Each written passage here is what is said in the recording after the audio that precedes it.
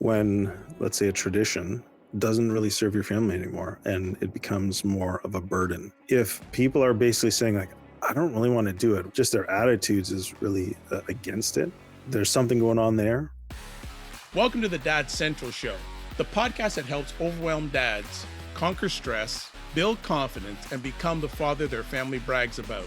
Join Drew Solon, a leadership coach and father of five, and Ed Gow Jr., a fatherhood advocate and contributor to the Good Men Project, as we guide you through the journey of fatherhood. We'll show you how to connect deeply with your family, manage your time and energy better, and master tools to become the dad you want to be. Let's get started. What if your family's most meaningful December tradition took only 10 minutes and no shopping? Oh, that'd be great. Welcome to the Dad Central podcast, a parenting podcast to reduce stress and build confidence in fatherhood. Our show is sponsored by Dove Men Plus Care because Dove Men Plus Care believes that care is the best of a man. And when men care for themselves and others, there is a positive impact. So today we're going to be chatting about simplified December, traditions that calm, not clutter, on the Dad Central Show. Drew, first of all, how things going with you? Oh, they're good. It's December 2nd, so thankfully it doesn't feel too cluttered yet, and maybe I'll learn something in our conversation today that helps keep it that way. So are you saying we don't learn other conversations? Pardon, am I saying I don't learn from the other conversations? No, we don't learn from other No. conversations? Oh, we do, for sure. Okay. I'm just saying, maybe this one will be something I take even more to heart and apply. All right.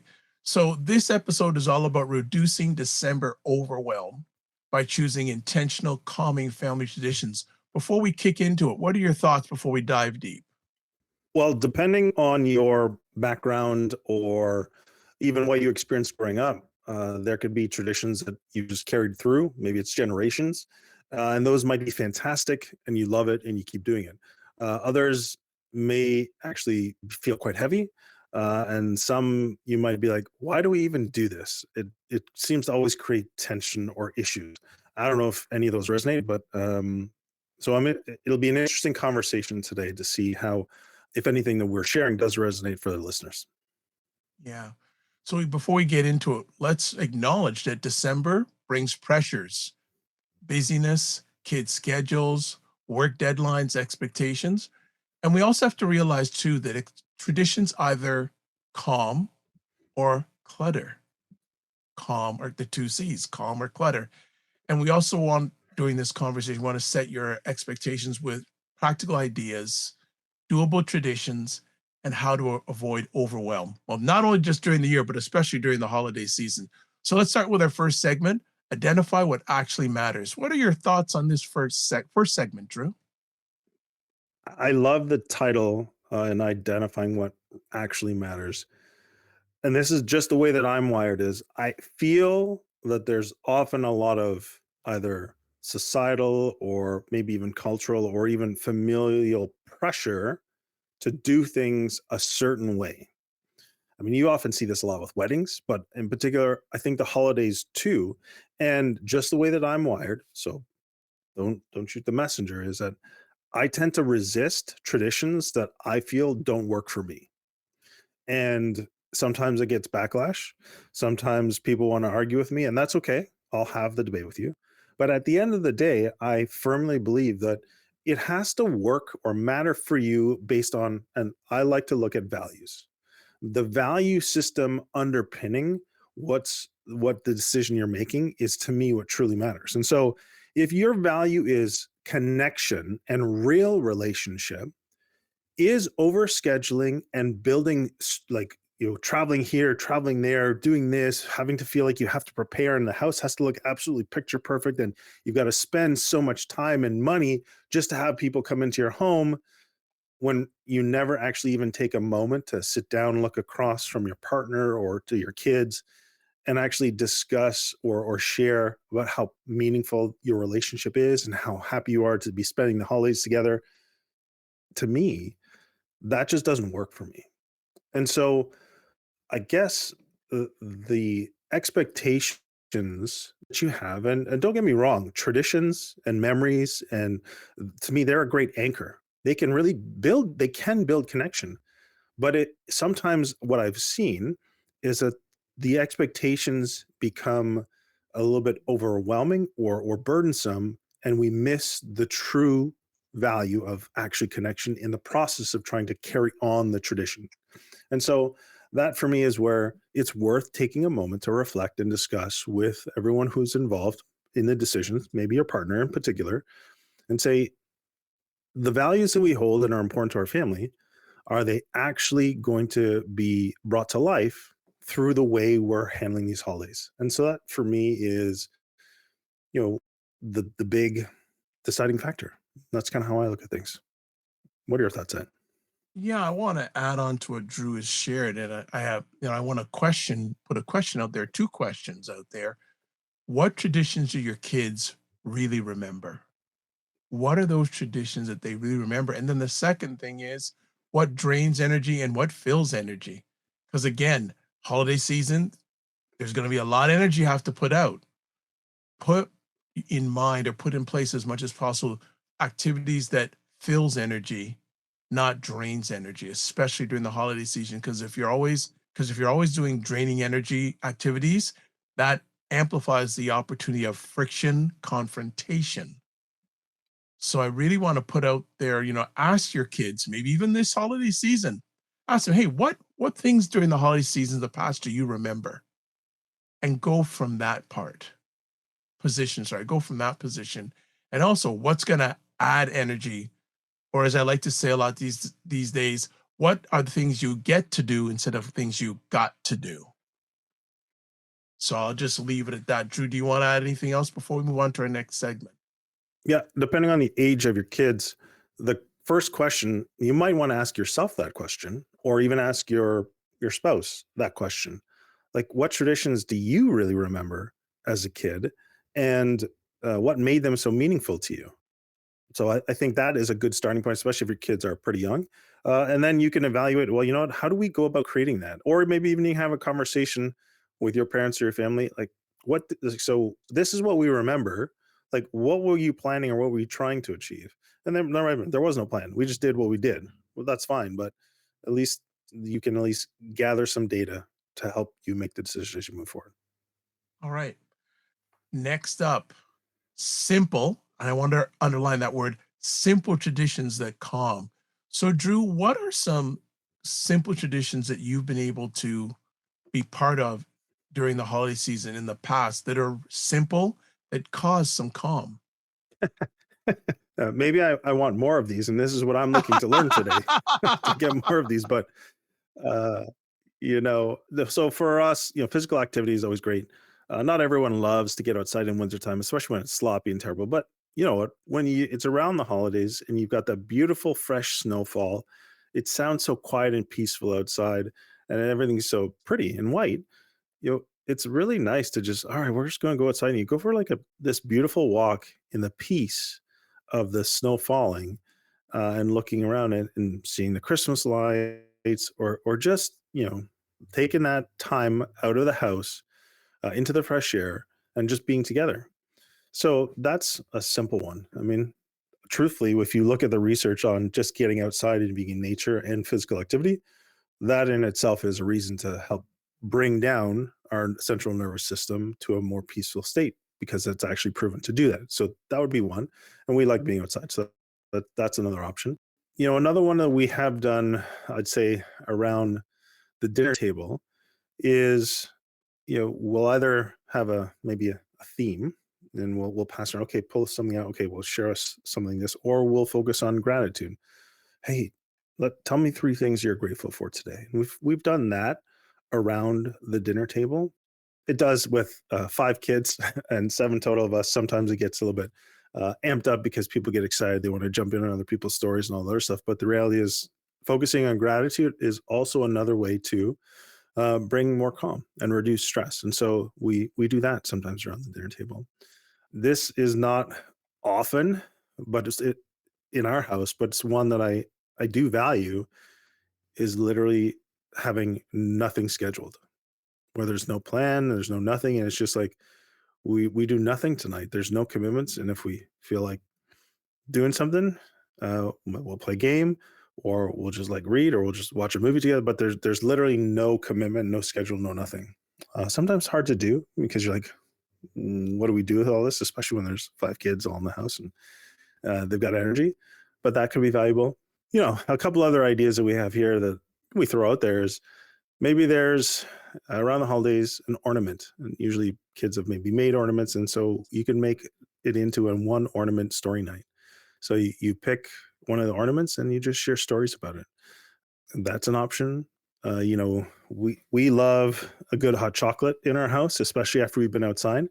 So you can make a warm drink sort of reconnection opportunity.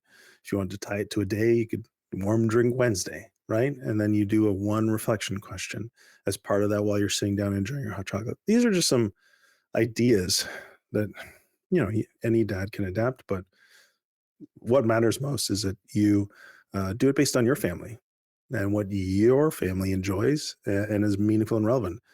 Maybe it's music, maybe it's creative arts, maybe it's crafting, who knows, right? Just make it based on your family. Your thoughts, Ed? The only thing I'll add on to what you've shared, and was a great share, is that whatever it is, make sure it's practical and it's low effort, and that creates connection. So practical, low effort traditions that create connection. And again, if you don't know where to start, ask your kids. If you don't know where to start, just ask them. I am sure they will tell you. And again, depends. You may have age specific things like that, and just ask them what they like to do, and see how you can align with that. Because again, especially during the holiday season, it's about the kids. It's about the kids. So if you can put something in place, and I like the idea that Drew said about the walk, depending where you are in the world, because there's not snow everywhere in December, but we're just blessed with it. But wherever you can put something that's specific, but just getting outdoors, I think, is so good to just being cooped up inside, but especially during the holiday season, just going for that walk. And a lot of times there's just people out there, and a lot of people seem to be in a good mood during the holiday season. So it's a good time to just get out there, just take a walk in the neighborhood, and just go from there. But, keep it predictable but flexible, and don't force participation, invite connection. So don't force it, invite it. So let's move to our last conversation piece, avoiding the clutter trap. Drew, what's your thoughts? I guess we should talk about how to recognize when, let's say, a tradition doesn't really serve your family anymore and it becomes more of a burden. The first thoughts for me is that when you think about the holidays and having to do something that you've always done, and you're like, oh, like, do we have to do this again? I think that's a clear sign. It has become more of a burden. If you notice that your children or your partner, they struggle to engage, when you said invite connection and don't force participation. If people are basically saying like, I don't really want to do it, whether they're actually saying it or whether their body language or their attitudes is really against it, that there's something going on there.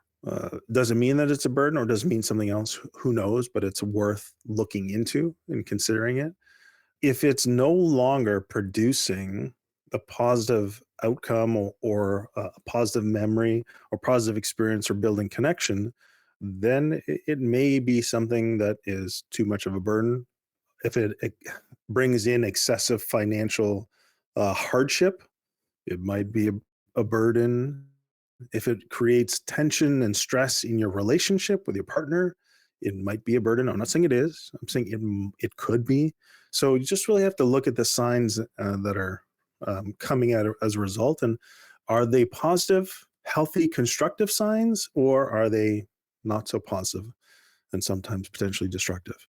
Again, it's just worth a look. It's a sign. It doesn't mean you have to stop it, or it can't be modified. You just have to be, I think, willing to evaluate it honestly and objectively.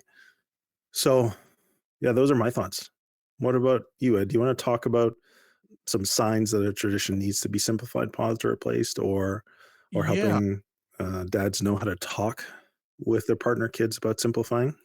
Yeah, thank you for the lead in there. I think I suggest this question to your partner and to your kids. What tradition do you want to keep, and which one would you like to skip this year? Simple question. Doesn't have to be overwhelming. Just say, what do you want? What do you want to keep from past celebration in the holidays, and what would you like to skip? Again, asking the question piece is so important and so critical year round, especially during the holiday season. It gets more amplified. You want to have a gauge on what your partner or what your kids are saying, and work from there. Work from that point and get something that can get as much of a consensus as possible. Again, don't force, but invite. Don't force, but invite. So, based on the data that you get, go from there. Anything we want to continue in that segment before we close it down for today's conversation? Anything you want to add? I'll just briefly share that sometimes I very much like to have a plan and very much like to say, well, let's work and execute the plan. The reality is not to recognize when to simply just drop things or let them go and just go with the flow. At least that's part of my learning, I would say. And so that's the final piece that I would end with. All right. So, as we do a little recap, we talked today about identify what actually matters, simple traditions that calm, and then we ended up avoiding the clutter trap. So, takeaways: remember that December doesn't have to be busy to be meaningful. And then simple, low pressure traditions often create the strongest memories. Dads can lead the way in setting a calmer family rhythm. I like that one. A calmer family rhythm. I like that. And then saying no to clutter, make space for connection, rest, and presence. And I have a little call to action for our family, our listeners here. Pick one calming tradition, drop one draining obligation, and then communicate that plan with the family. And I also want to encourage the dads, choose connection over perfection.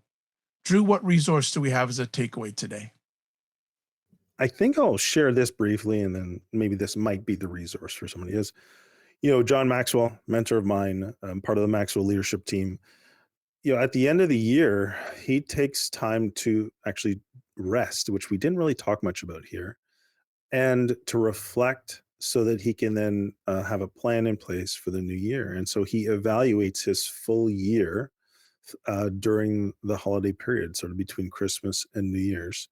And so I want to, the final thing I want to say is, dads, do focus on getting rest if possible for yourself through this December holiday period, as well as reflecting on how the year has gone and maybe identifying simply one thing that you'd like to do differently starting in the new year. I think that's can be a very powerful exercise. Reflection is truly the way to begin making shifts and changes to the positive, as well as learning from what has gone on and being able to figure out how to make adjustments that are going to move you closer to your goals. So maybe we'll talk about that in another podcast, and that could be the different. But there's right now, that to me, my encouragement to dads is to take time to rest and reflect at the end of this year.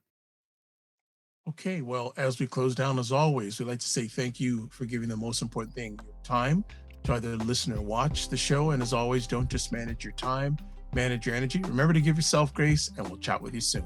Be well.